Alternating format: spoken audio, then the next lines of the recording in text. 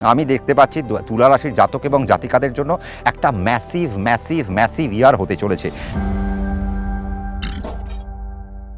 নমস্কার, সম্রাট আবারও হাজির। বায়ুতত্ত্বের আরেকটা রাশি তুলা রাশি 2024 সাল কেমন যাবে।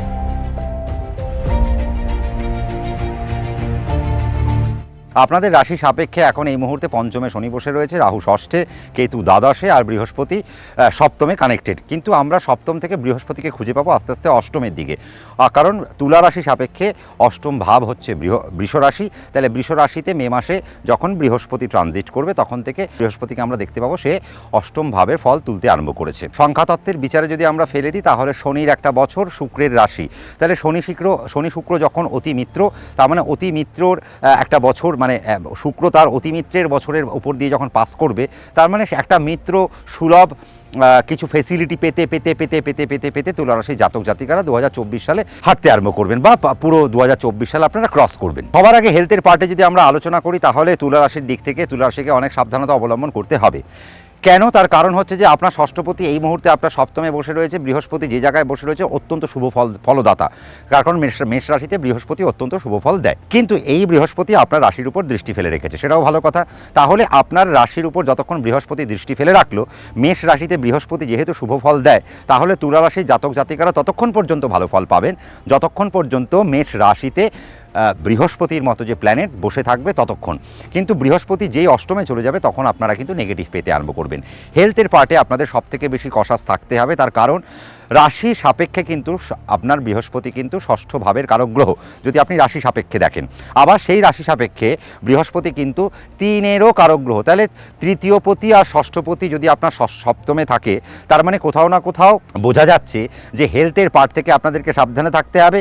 আবারও এপ্রিল মাস পর্যন্ত বা এপ্রিলের পরেও 2024 সাল গোটা বছর পর্যন্তই আপনাদেরকে সম্পর্কের জায়গা থেকেও সাবধানে থাকতে হবে। আমরা সম্পর্কের ব্যাপারেও আমরা পরে আসবো, কিন্তু সবার আগে যেটা করে নিতে হবে সেটা হচ্ছে যে হেলথের পার্টে ষষ্ঠপতি বৃহস্পতি যখন অষ্টমে পৌঁছে যাবে, তার মানে মে মাস থেকে তুলা রাশির জাতক জাতিকাদের হেলথের উপর চাপ বাড়তে আরম্ভ করবে। সেই জায়গায় কিন্তু আপনাদের প্রচণ্ড সাবধানতা অবলম্বন করতে হবে। আরও একটা বিষয়, যখন পৃথিবীতত্ত্বে বৃহস্পতি পৌঁছবে তখন পেটের জায়গায় বৃহস্পতি কিন্তু প্রচুর প্রবলেম বা ট্রাবল কিন্তু তুলা রাশির জাতক জাতিকাদের আরম্ভ করে দেবে। তাহলে পেটের জায়গা থেকে আপনাদের সাবধানে থাকতে হবে, পেটের রোগ যাতে না হয় সেই জায়গায় আপনাদেরকে সাবধানে থাকতে হবে। ভালো খাবার দাবার আপনাদেরকে ইনটেক করতে হবে যাতে বদহজম না হয়, বদহজমের সমস্যায় আপনারা ভুগতে আরম্ভ করবেন। আর বৃহস্পতি যখন অষ্টমে পৌঁছায় তখন জন্ডিস জনিত রোগ থেকে আপনাদেরকে সাবধানে থাকতে হয়, পেটের যে সমস্ত ট্রাবল রয়েছে সেই সমস্ত রোগ থেকে আপনাদেরকে সাবধানে থাকতে হবে। তার কাজেই ষষ্ঠপতি বৃহস্পতিকে একটু সামলে চলতে হবে 2024 সালে তুলা রাশির জাতক এবং জাতিকাদের ক্ষেত্রে। এবং যেহেতু বৃহস্পতি তৃতীয়পতি, তার মানে রাশি সাপেক্ষে সে আয়ুর কারক গ্রহ, তার মানে আয়ুতে সে যেন কোনো রকম বাধা বিঘ্নতা না দেয় বা আয়ুতে সে যেন কোনো রকম দুর্ঘটনা না দেয়, তুলা রাশির জাতক জাতিকাদের সেই দিকেও একটু লক্ষণীয় বিষয় রাখতে হবে। সবথেকে ভালো বিষয় যেটা আমি বলবো তুলা রাশির জাতক এবং জাতিকাদের জন্য, আমি যদি এডুকেশন পার্টে চলে আসি তাহলে এডুকেশন পার্টে কিন্তু তুলা রাশির জাতক জাতিকাদের অভূতপূর্ব কিছু ঘটতে চলেছে। বৃহস্পতি যেহেতু ষষ্ঠপতি, সে যখন সপ্তমে বসে রয়েছে, সে যখন রাশির উপর পূর্ণ দৃষ্টি দিতে, তার মানে সেই রাশির উপর থেকে সে যখন রাশির উপর পূর্ণ দৃষ্টি দিচ্ছেই, তার মানে সে রাশিকে কী করছে, সামলাচ্ছে, রাশিকে টেক কেয়ার করছে। এবং এই রাশির উপর একটা আনন্দ, রাশির উপর একটা স্নিগ্ধতা বা রাশির উপর যে কনসেন্ট্রেশন বিল্ড আপ, তার প্রোগ্রামিংয়ের যে ক্ষমতা, সেই ক্ষমতাটাকে সে কিন্তু বাড়িয়ে দিতে আরম্ভ করবে। এখানে মজার বিষয় হলো যে তুলা রাশির জাতক জাতিকারা যদি বৃহস্পতির এই ইমেজটাকে যদি কাজে লাগাতে পারেন, যতক্ষণ পর্যন্ত সে আপনার সপ্তমে বসে রয়েছে, তাহলে মে মাস পর্যন্ত যদি তুলা রাশির জাতক জাতিকারা পড়াশোনার জায়গাকে যদি কাজে লাগাতে চায়, বৃহস্পতি আপনাকে একটা সাহায্য করবে রাশির উপর দৃষ্টি দিয়ে, আর একজন সাহায্য করবে যে নাকি আপনার রাশির পঞ্চমপতি। দেখুন, রাশির পঞ্চম থেকে আমরা সবার আগে এডুকেশন দেখি, তাহলে পঞ্চমপতি শনি যেহেতু পঞ্চমেই বসে রইল, তার মানে এডুকেশনের জায়গাকে সে এনহ্যান্স করতে আরম্ভ করবে। তাহলে এখন তুলা রাশির জাতক আর জাতিকাদের আমি 2024 সালের এপ্রিল মাস মে মাস পর্যন্ত আমি কিন্তু কোনো রকম সমস্যা পাচ্ছি না। তার মানে মে মাস পর্যন্ত তুলা রাশির জাতক জাতিকাদের এডুকেশনের বিভিন্ন খাত থেকে আপনারা কিন্তু দুর্ধর্ষ রেজাল্ট করতে পারেন। আপনাদের শিক্ষার যে জায়গা রয়েছে, শিক্ষার জায়গায় আপনারা আপনাদের কেরিয়ারকে কিন্তু আরও ত্বরান্বিত করে নিয়ে যেতে পারেন, আরও এগিয়ে নিয়ে যেতে পারেন, এবং সেটা অনেক সুন্দর হবে, সুখমণ্ডিত হবে। এবছর তুলা রাশির জাতক জাতিকারা 2024 সালে আর্টসে যারা পড়াশোনা করছেন খুব ভালো রেজাল্ট করবেন, কমার্সে যারা করছেন তাদের জন্য বর্তমান সময় খুব ভালো, রাহু শনির উপর দৃষ্টি ফেলে রেখেছে। যারা সায়েন্স নিয়ে কাজ করছেন তাদের জন্য একটা ভালো প্যারামিটার প্যারামিটার হয়ে রয়েছে, যারা আর্টস নিয়ে কাজ করছেন তাদের জন্য একটা ভালো প্যারামিটার হয়ে রয়েছে।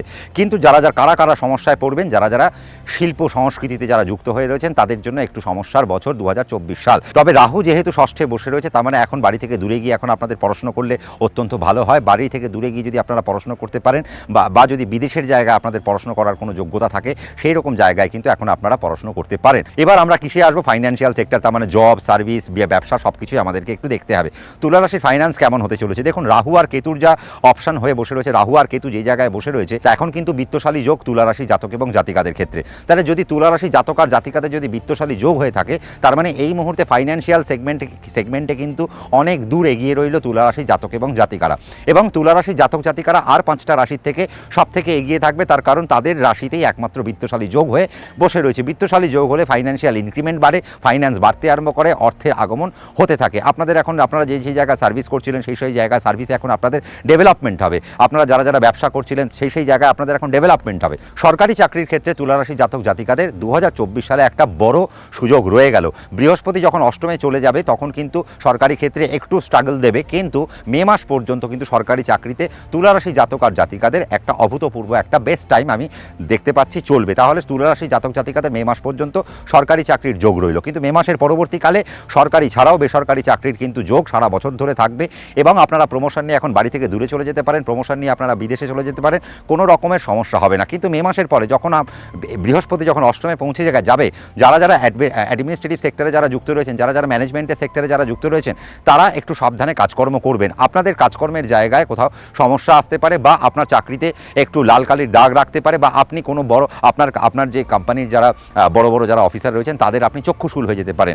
কাজেই সেই জায়গাটা আপনাদেরকে একটু সাবধানতা অবলম্বন করতে হবে। যারা ল প্রফেশনে রয়েছে তাদের জন্য তো দারুণ একটা প্ল্যাটফর্ম হতে চলেছে 2024 সাল। যারা ইডিতে রয়েছেন, সিবিআইতে রয়েছেন, সিআইডিতে রয়েছেন, যারা রতে রয়েছেন, তাদের জন্য 2024 সাল একটা অভূতপূর্ব বছর, যদি আপনি তুলা রাশির জাতক জাতিকা হয়ে থাকেন।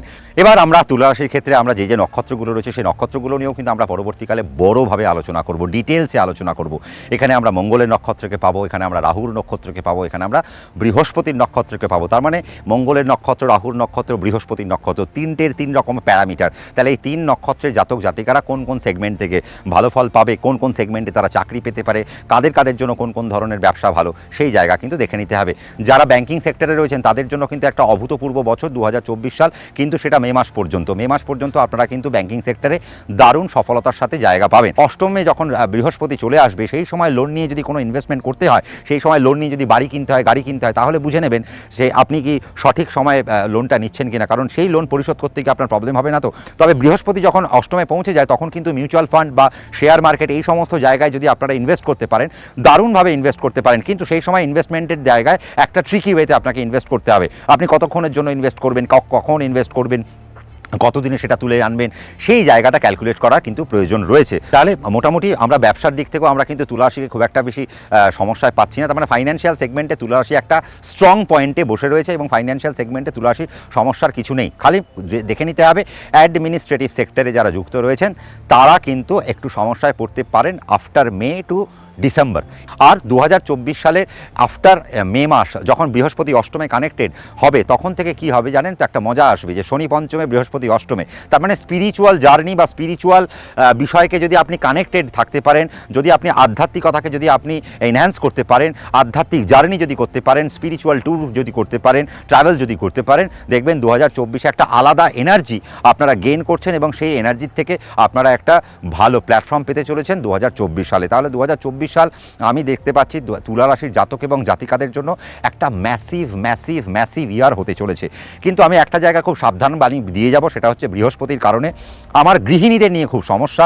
গৃহিণীরা যদি তুলা রাশির জাতক জাতিকা হয়ে থাকেন তাহলে গ্যাস রিলেটেড জায়গা থেকে খুব সাবধান। গ্যাস মানে গ্যাস ওভেন, যেখানে আপনার রান্না করছেন, আপনার রান্নাঘরে যে গ্যাসটি আপনি জ্বালান, সেই গ্যাস থেকে আপনাকে সাবধানে থাকতে হবে, প্রিকশন নিতে হবে। গ্যাস যেন অন না থাকে, গ্যাস যেন সম্পূর্ণভাবে বন্ধ থাকে, এবং আগুন আর ইলেকট্রিক থেকেও গৃহিণীদের কিন্তু একটু সাবধানে থাকতে হবে।